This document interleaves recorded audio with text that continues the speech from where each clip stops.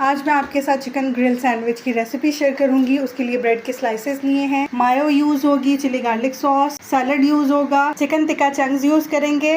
Bread के corners को मैं इस तरह से रिमूव कर लूंगी। फ्राई एग यूज करेंगे, आपकी मर्जी है, आप ऑमलेट भी बना सकते हैं। सबसे पहले स्लाइस पे चिली गार्लिक सॉस और मायो को मिक्स करके लगाएंगे और टिक्का चंक्स पूरे ब्रेड पे डाल देंगे, चिली गार्लिक सॉस डालेंगे। दूसरे स्लाइस के ऊपर सिर्फ मायो लगा रही हूँ और फ्राई एग रख के फिर स्लाइस रखेंगे, चिली गार्लिक सॉस लगाएंगे। मैं यहाँ पर खीरा, टमाटर और प्याज यूज कर रही हूँ। आपको जो भी वेजिटेबल्स ऐड करना चाहें कर सकते हैं। जो चिकन के चंक्स थे उसके ऊपर मैंने चीज क्रश करके डाली है, एग के ऊपर भी चीज डाली है। ये ऑप्शनल है, अगर आपके पास है तो आप डाल सकते हैं, नहीं है तो स्किप कर सकते हैं। आप सैंडविचेस को ग्रिल कर लेंगे 1 से 2 मिनट एक साइड से और 1 से 2 मिनट ही दूसरी साइड से। जब अच्छे से ग्रिल के मार्क्स आ जाएंगे तो इसको किसी भी डिप के साथ सर्व